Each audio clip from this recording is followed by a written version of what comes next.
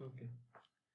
तो ये मान लो इस इंस्टेंट पे ऐसे नॉर्मली हमारा इस तरह से होता है, 5R रेफरेंस है, 5I 120 है और 5B प्लस 120 है, मतलब 120 लीडिंग है, ये 120 लैगिंग है। अब इस पर्टिकुलर इंस्टेंट की बात करें जहाँ पे हमने रेट किया हुआ है, तो देख रहे हो कि 5R क्या है, पॉजिटिव नेगेटिव की बात करें तो 5R पॉजिटिव है इस इंस्टेंट पे, और 5Y तुम्हारा नेगेटिव है इस इंस्टेंट पे, और 5B भी पॉजिटिव है। ठीक है, तो इसका मतलब 5R पॉजिटिव है तुम्हारा और 5B पॉजिटिव है, ये पॉजिटिव है। 5Y नेगेटिव है, इसका मतलब ये नेगेटिव है इस तरह से। तो हमने बना लिया 5Y का नेगेटिव, 5Y इधर था, इसका नेगेटिव बना लिया ऊपर, बाकी 5R और 5B तो पॉजिटिव ही है। ठीक है, तो अब ये तीन फेजर हैं तुम्हारे, इन तीनों का रिजल्टेंट कहाँ होगा, इधर ही होगा कहीं। ये तीन फेजर हो गए, 5R 5B, ये 5B हो गया, और ये माइनस ऑफ 5Y, 5Y नीचे था लेकिन इस पर्टिकुलर इंस्टेंट पे 5Y आपका नेगेटिव है, इसका उल्टा बना लिया, तो रिजल्टिंग फेजर तुम्हारा इधर आ गया। ठीक है, अब किसी दूसरे इंस्टेंट की बात करें, तुम थोड़ा थोड़ा भी जा सकते हो, 30 गए, 60 चले गए, 90 चले गए, लेकिन चलो हम सीधे सीधे आगे आते हैं क्योंकि दिखाना है तुमको कि क्लॉकवाइज हो रहा है कि नहीं। तो मान लो इस इंस्टेंट की बात करते हैं, इस पर्टिकुलर इंस्टेंट की, तो क्या समझ में आ रहा है, 5R फिर से पॉजिटिव है, हाँ नेगेटिव है, तो इसका मतलब यहाँ पे अगर इस इंस्टेंट के लिए हम क्लॉक बनाए, आर पॉजिटिव है, तो आर पॉजिटिव है तो आर वैसे भी हमारा ऐसे था, पॉजिटिव है तो ऐसे रहने देते हैं। वाई और बी नेगेटिव है, पॉजिटिव वाला वाई तुम्हारा कैसे बनता था, पॉजिटिव वाला वाई ऐसे बनता था ना, इस तरह से, लेकिन अगर ये नेगेटिव है तो इसका मतलब ये कुछ ऐसे बनेगा। ठीक, और बी तुम्हारा बनता था इधर, लेकिन इस इंस्टेंट पे बी नेगेटिव है, तो तुम्हारा बी आ जाएगा, नेगेटिव बी इधर आ जाएगा। ठीक है, तो अभी तुम्हारे पास ये फेजर है, ये फेजर है, और ये फेजर है, 5R माइनस ऑफ 5Y और माइनस ऑफ 5B, तो इन तीनों का रिजल्टेंट किधर जाएगा, इधर जाएगा कहीं ना कहीं। ठीक है, अभी तीनों है, तीनों का रिजल्टेंट इधर जाएगा। इसी तरह से कोई और इंस्टेंट ले लो, मान लो ये इंस्टेंट ले लेते हैं, चाहे ये ले लेते हैं, ये इंस्टेंट, तो यहाँ पे क्या दिख रहा है कि 5B नेगेटिव है, ठीक है, और 5R 5Y पॉजिटिव है। ठीक, 5B नेगेटिव है। अब इसका अगर हम क्लॉक बनाए उस इंस्टेंट का, उसका क्लॉक बनाए तो 5 क्या बोल रहे हैं, 5R और 5Y नेगेटिव है, 5B तो नॉर्मल पहले बना लेते हैं, ये हमारा मान लो 5R था और ये 5Y था और ये 5B था, लेकिन फिलहाल यहाँ पे क्या है कि 5B तो इस इंस्टेंट पे 5B नेगेटिव है, इस इंस्टेंट की बात कर रहे हैं, इस वाले की ना, 5B नेगेटिव है, 5R और Y पॉजिटिव है। ठीक है, तो इसका मतलब R और Y पॉजिटिव है, 5B नेगेटिव है, तो 5B का नेगेटिव वाला बना लेते हैं इधर। ठीक, तो अब ये तीनों फेजर है तुम्हारे पास, ये 5Y जो कि पॉजिटिव है, 5R जो कि पॉजिटिव है, ये नेगेटिव ऑफ 5B, तो तीन फेजर जब ये हैं तो इनका रिजल्टेंट कहाँ जाएगा, इधर जाएगा कहीं। तो अब तुमको समझ में आ गया होगा, एक इंस्टेंट फेजर हमारा यहाँ पे था, ठीक है, नेक्स्ट इंस्टेंट फेजर हमारा यहाँ पे आ गया, और आगे बढ़े तो फेजर कहाँ चला गया, इधर चला गया। तो ये क्या दे रहा है ट्रेंड, ये क्लॉकवाइज फेजर जो हमारा है वो रिजल्टिंग फेजर वो रोटेट कर रहा है। ठीक है,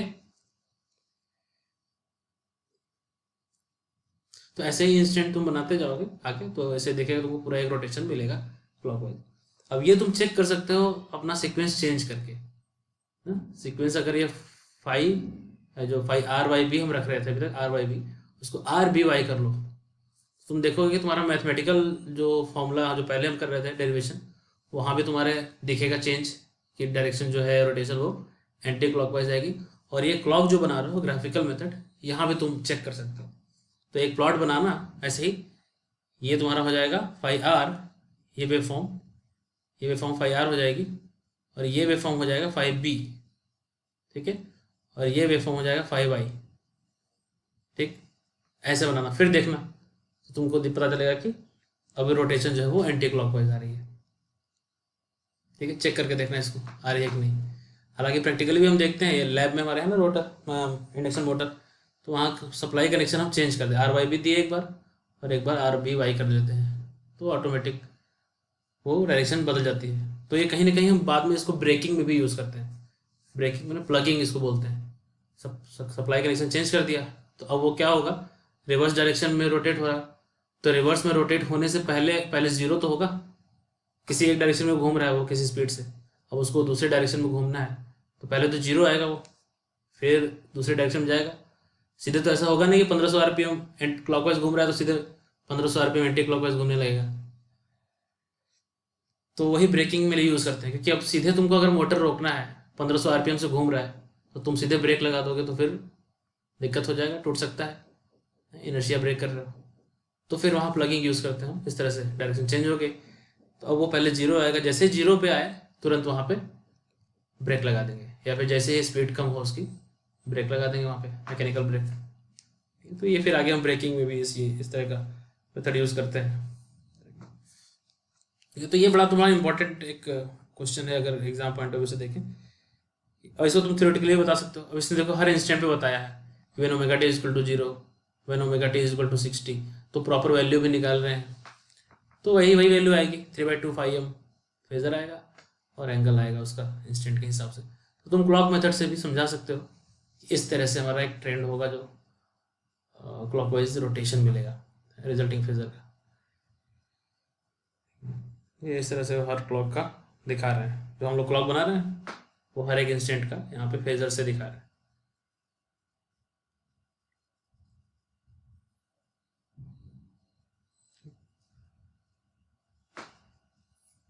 तो ये एक सबसे मेजर क्वेश्चन तुम्हारा होगा जो कि तैयार करना है तुमको।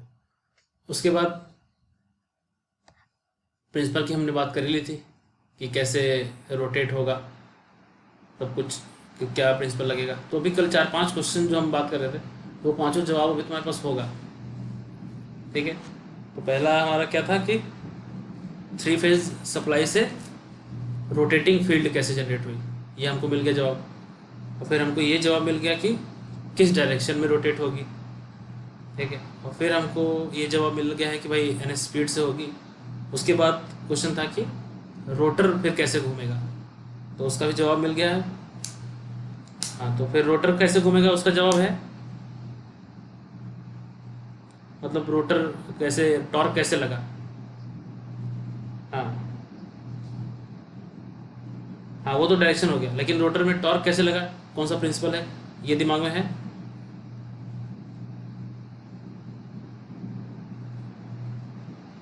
हाँ, तो फ्लक्स पहले प्रोड्यूस हुआ और मोटर प्रिंसिपल हो गया। तो फैराडेज लॉ से क्या हुआ, फ्लक्स से पहले कंडक्टर में ईएमएफ इंड्यूस्ड हुआ, कंडक्टर शॉर्ट सर्किटेड अगर है तो उसमें करंट फ्लो होगा, और करंट कैरिंग कंडक्टर प्लस देना मैग्नेटिक फील्ड फोर्स लगेगा, घूमेगा।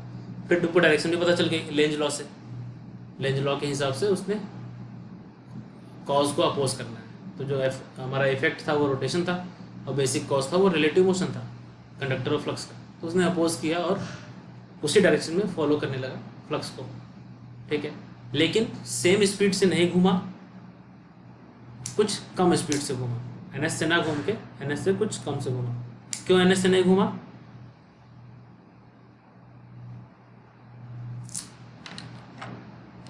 ns स्पीड से ही क्यों रोटेट नहीं हुआ, रिलेटिव स्पीड कम करना था तो हो जाता।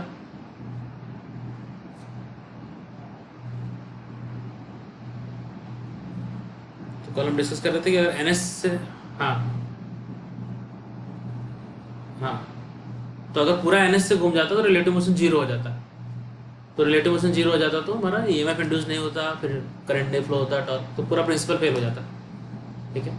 तो रिलेटिव मोशन कम तो करना था उसको लेंज लॉ के हिसाब से, बट 0 नहीं करना था, क्योंकि ज़ीरो कर देता तो प्रिंसिपल ही ख़त्म हो जाता। तो कम करने का मतलब ऑलमोस्ट एन एस स्पीड से, मतलब एन एस से कुछ कम वो घूमेगा। ठीक है, तो वहाँ से हमारा एक नया टर्म आया था पिक्चर में, वो था slip. Slip is equal to वही रिलेटिव स्पीड है रोटर और स्टेटर की, तो रोटर और रोटेटिंग मैग्नेटिक फील्ड की, तो वो हो गया N S minus N R divide by N S, percentage slip की बात करें अगर। ठीक है, तो ये हमारा स्पीड और स्लिप, स्पीड और स्लिप पे ही तुम्हारे अभी क्या होता है, कई बार बहुत सारे क्वेश्चन बनते हैं तुम्हारे उसमें भी आते हैं कंपटीशन में भी। अगर हम इसकी बात करें रिलेटिव स्पीड्स की, ठीक है, तो अब तुमको एब्सोल्यूट स्पीड पता होनी चाहिए। देखो 4 स्पीड तुम्हारे दिमाग में रहनी चाहिए। अब तुमको स्टेटर के मालूम है स्पीड क्या है? स्टेटर हमारा है क्या?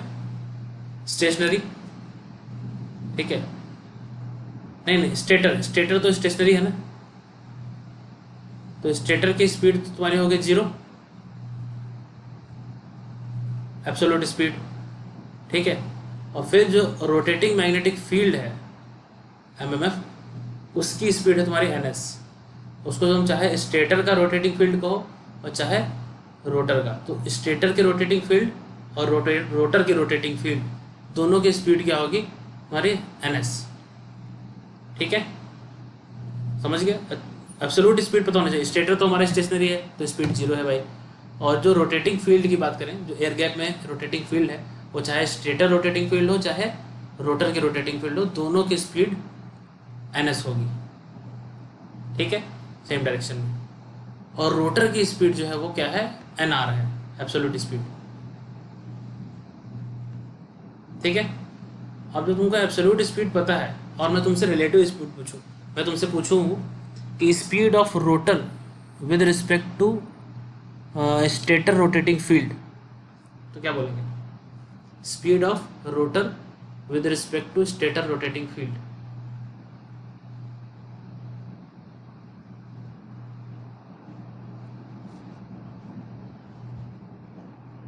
Speed of rotor with respect to stator rotating field, तो स्पीड ऑफ रोटर तो जिसका पूछा जा रहा है वो तो पहले आ जाएगा। स्पीड ऑफ रोटर मतलब एन आर ना, और with respect to stator rotating field, जो विद रिस्पेक्ट टू होता है वो माइनस होता है इसमें से। तो स्टेटर रोटेटिंग फील्ड की स्पीड क्या है, वो एन एस है। ठीक है, तो क्या हो जाएगा, N R minus N S. ठीक है, speed of rotor with respect to stator rotating field. ठीक है, अब मैं तुमसे पूछूं कि speed of rotor magnetic field with respect to stator magnetic field. Speed of rotor magnetic field with respect to stator magnetic field.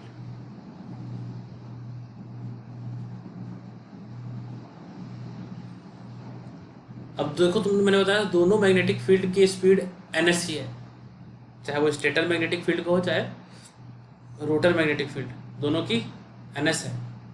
तो अगर मैं ये कहूँ कि speed of stator magnetic field with respect to rotor magnetic field, तो वो N S minus N S हो जाएगा, दैट इज 0। ठीक है, हाँ, तो इसका मतलब जो दोनों रोटेटिंग फील्ड हैं वो एक दूसरे के रिस्पेक्ट में स्टेशनरी हैं। ठीक है, बिकॉज दोनों ही एन एस स्पीड से घूम रही हैं। तो अगर मैं रोटेटिंग स्टेटर रोटेटिंग फील्ड के रिस्पेक्ट में रोटर रोटेटिंग फील्ड का स्पीड पूछूं तो भी 0 है, और वाइस वर्सा भी 0 है। अब तुमसे ये पूछे कि speed of stator rotating field with respect to stator,